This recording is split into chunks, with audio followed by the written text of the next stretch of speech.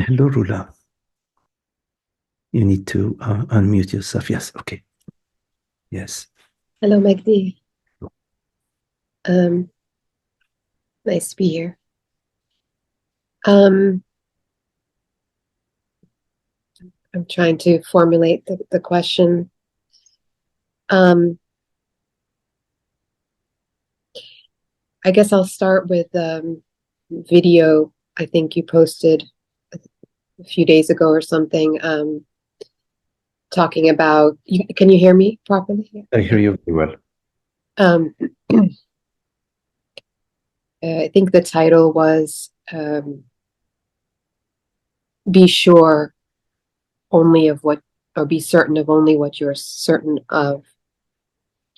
And as you were speaking,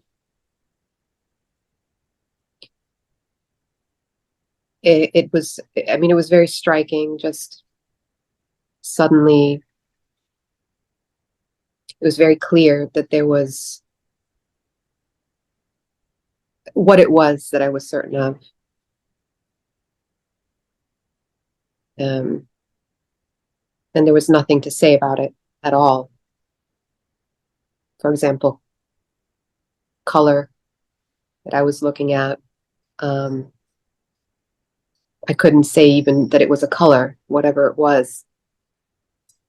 Everything was just, it was just knowing, knowing. And whatever was appearing, the mind wanted to say it was a pattern, it was a color, it was a thought, it was something. But when the thought came up trying to describe it, it was clear that I couldn't be certain of that. And it wasn't conceptual. It was like, I really can't say anything. The thought was there trying to describe it, but there was no like attachment to it. It was like I could see that it was just, again, the thought was also the same thing. It was I couldn't be certain of anything except just that I was seeing. I Yeah. was, yeah. Um, I'm always in my normal state is one of anxiety. Um, you know, but these sudden glimpses will happen sometimes very intensely because I had a period of time when I was meditating a lot several years ago. I had an awakening experience, and that lasted a long time. And I feel like since then, in the past 5 years after that, almost like mental activity came back even more than before, or maybe suffering came back even more than before, which was something I never expected, you know. So sometimes I'll feel like I'm suffering, and that will remind me to sit and um, try to sit in silence and become aware of what it is. And that may or may not do anything. Sometimes it causes even more anxiety or frustration, and I can't seem to, there's no space between the thought and the identification with it. You know what I mean? It's like Yeah. I am identified with it. And then there are other moments where it's suddenly triggered. I hear a word, I hear a phrase, and suddenly it's the whole body is just calms. There's nothing forward or backwards, and I can sense it. It's like a great relief, you know. And I guess after so many years of being on this path, like 18, 19 years now, with this so-called awakening 5 years behind me, which was very significant for me in my life and was very like mind-blowing. It wasn't like subtle at all. Mhm. Um, and then having this experience of a lot more suffering after that. And then I guess what I'm trying to ask is how much control, or I know we don't have control because there's nobody here, as far as inquiry, as far as sitting and attempting, because my experience is that if I remember to inquire, it may or may not produce any clarity or any, I guess one tries anyway, because that's just what's happening. You're going to try if you suffer or whatever. But do we really have control over this process? Like, have I really regressed? Or is it just like a non-linear path? And what seems to be more suffering after this awakening is really something else. I'm just kind of lost in that.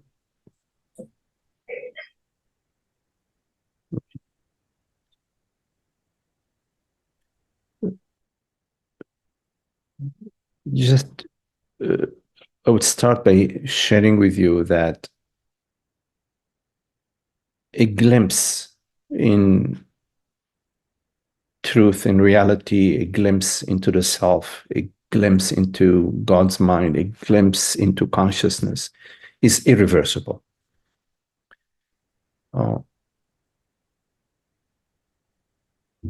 And it's, I would say, a great blessing. And it reveals to you the direction. It shows you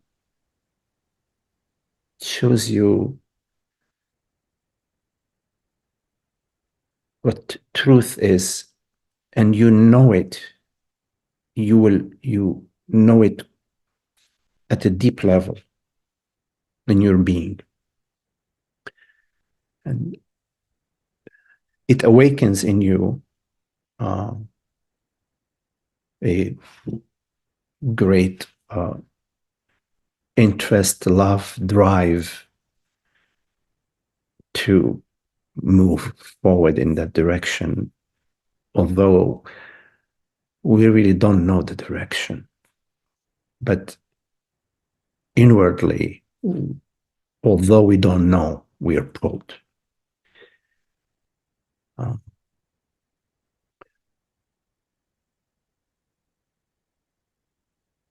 The journey differs from person to person. And it doesn't matter what path you're on. What matters is to be fully present in this moment. Now, to be fully present does not mean that there is something you need to do to be fully present, but to awaken to presence in this moment. That in this moment, there is no past, there is no future. It's just pure presence. And what appears on the screen takes on different forms. Right now, what's appearing on the screen is this conversation. Sometimes what appears on the screen is, oh my God, where am I at? Oh my goodness,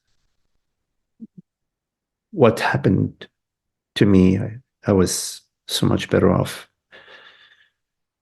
5 years ago, whatever. That also is appearing in presence. Now, most often, when in presence there is this conversation, well, all is well, we're having a conversation, we're here.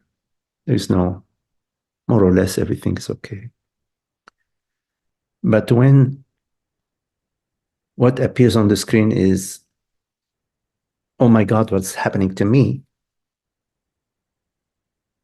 We are drawn into doing something. We've got to save that drowning, the me, which is drowning. I've got to jump in the water and save myself from drowning. So I jump in the water and I'm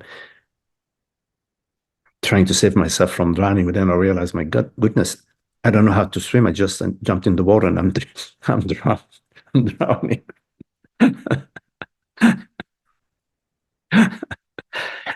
But that's okay. As part of the path. It's part of what we go through, that this tendency to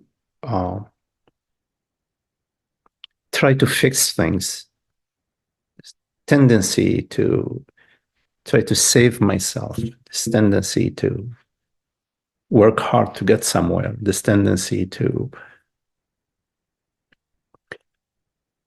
re-experience what I've experienced 5 years ago and have it, I want to experience it now. All these are mind tendencies. These tendencies, they take a little time to lose their power over you. And the way they lose their power over you is first via the understanding that you are the power. You, meaning you, conscious, the real you. There's only one you. And you is not the female body mind. You is not the daughter. You is this aware presence. So that's an important understanding, that you are the power. You are the reality. And the other thing that's helpful is to experiment with, okay, what's going to happen to me if I don't do anything to this? Okay, there's a thought, oh my God, what's happening to me? I'm suffering. What can I experiment? Let me conduct the experiment of just do nothing about that. Let me just burn or whatever. Let's experiment with that and see if actually I'm going to drown or not. We have to conduct that experiment, because if we don't, then we're just going to repeat the same pattern of I've got to do something to save myself. I've got to do something to get out of that hole. I've got to do something. And what do? I go back to the old programs, and I have some files and folders. Do I do A, B, C, or D? So I pick up, okay, I tried B, let me try C. Then I tried C, let me try D. Oh, gee, I tried D. Is there an E? No, there is no E. Well, let me go back to A. I'll try A. And I go back, A, B, C, D. Just maintaining this tendency, habitual tendency that we have, that I am somebody and I know how to do things, and I've got archives of how to do things. And every now and then I lose control. Oh my God, I lose control. So I got to go back to regaining control. Maybe if I meditate, I'll regain control. Okay, I'm not anti-meditation. If you feel drawn that, okay, I'm just going to sit still and just sort of allow, because when you're meditating, you're not doing anything. You're just basically sitting with what is unfolding, with the body, with the mind. That's fine, because it's, in fact, your true meditation is doing nothing. A true meditation is doing nothing. Because if you are repeating a mantra, so that in order to feel better,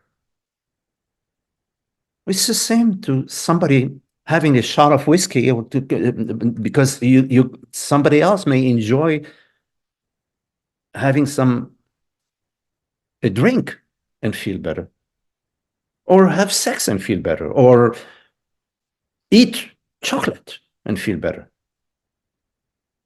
because you're just using a method in order to feel better as a person. But through meditation, there's no person doing nothing. If I'm doing nothing, I'm nobody. It's not like I'm somebody doing nothing, because if I'm somebody doing nothing, then I am doing something. And that something which I'm doing is doing nothing. I mean, the true doing nothing, there's nobody doing it. And that's meditation. But anyways, I'm getting on a little tangent here about meditation. Going back to first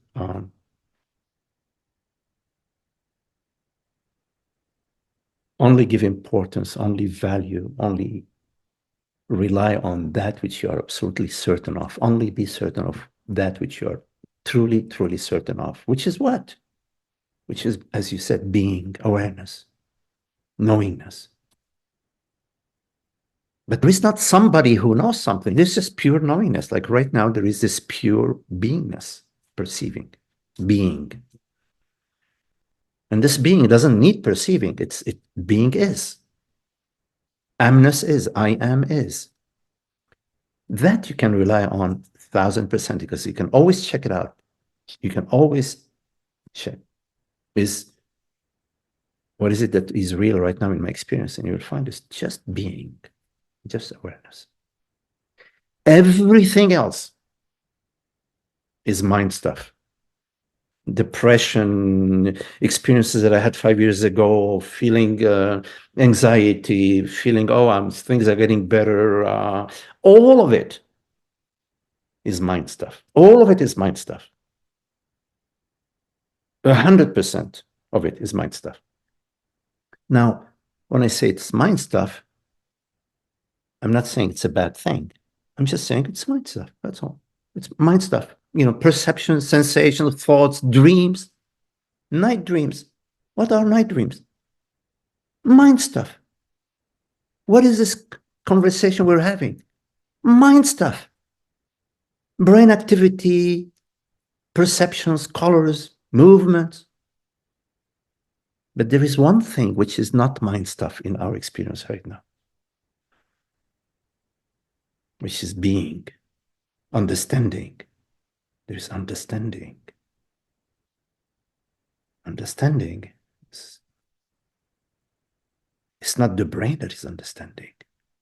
The brain activity is part of the language. We're using words right now, English and so on. So the brain is active in the perception, in the sounds, in the neuronic activity. So understanding doesn't belong to the brain, doesn't belong to the mind. It belongs to God. It belongs to the self. When we understand, we say, I understand. We don't say, my brain understands, or my body understands, or no, we say, I understand. What is this I? This I is the certainty of being, awareness, consciousness. Now, okay,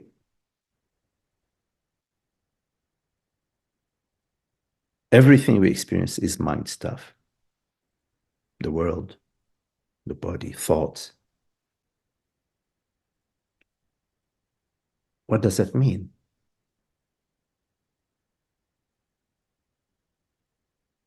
It means what is it that gets disturbed? Disturbance is a mind activity with a belief that it should be different. The belief that it should be different belongs to an imaginary me. It should be different so that I would feel better. But there is no I. The I, this me, is just mind stuff. It's a storyline that we picked up from being young children. You are this, you are that, you're a good girl, you dance really nicely. Oh, I like the way your hair, oh, beautiful. Things like that. We pick up. It's all mind, you say. But although it is mind,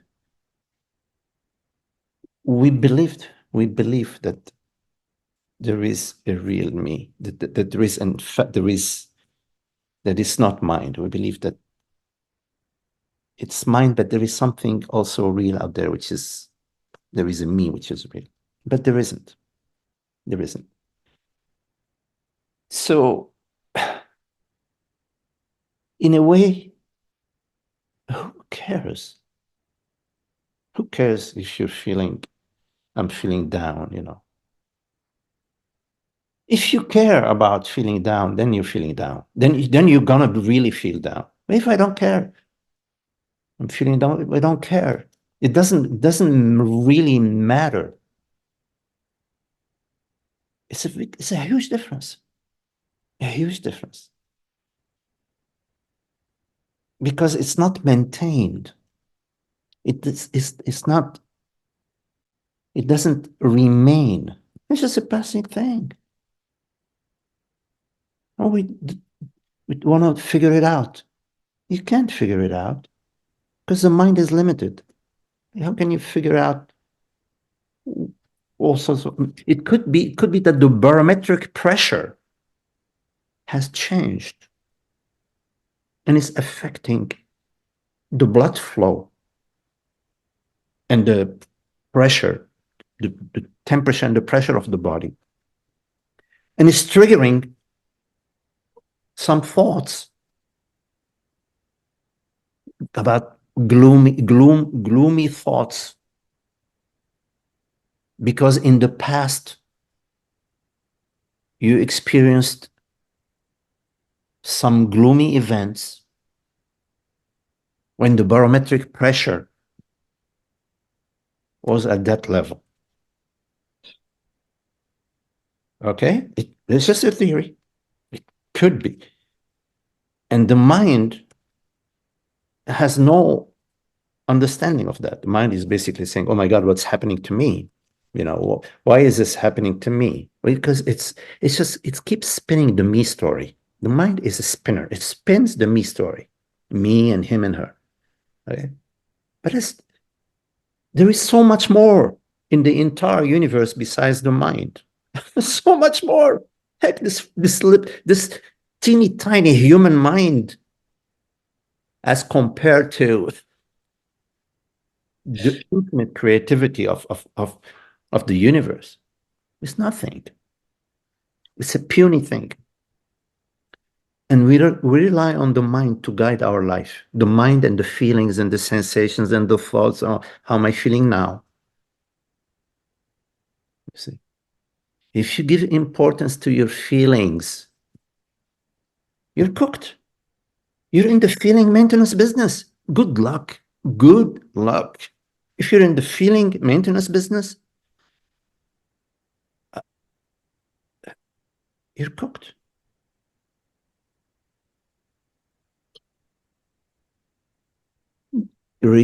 Recover your freedom. Your freedom is not the freedom of the body, it's not the freedom of the mind. Your freedom is the freedom of consciousness. You are that freedom. Don't be a ruler. It's okay for the body mind to be that, but you don't be that. I'm not Magdi. No, it's not. You're kidding?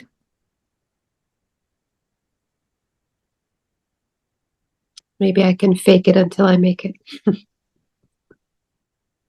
Yeah, you can fake it until you make it. Experiment.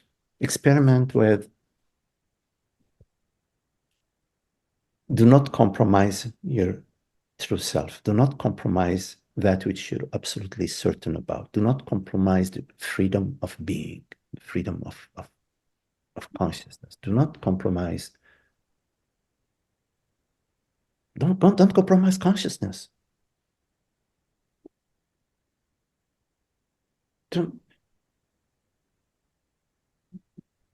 Whenever you revert to being a me versus a you, or a me versus the me of the past and the me of the future, you are compromising consciousness.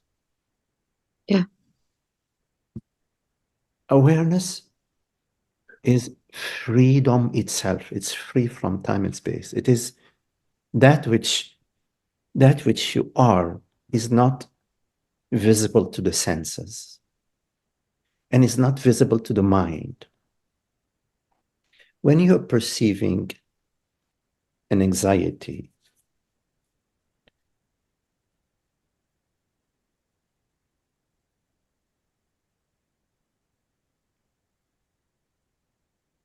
You're perceiving a bodily sensation. But you are adding a me. Yes. Which is a limited self.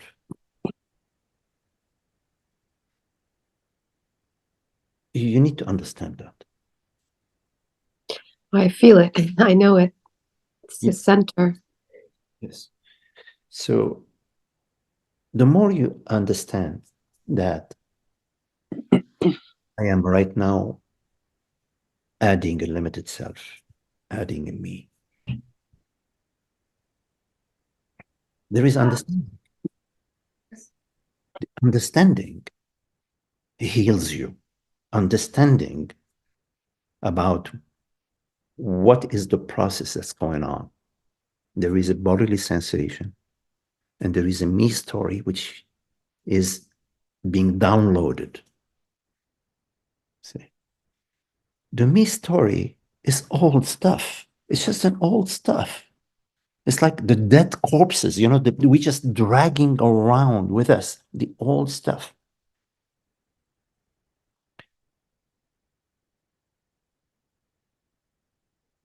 Experiment with not adding anything.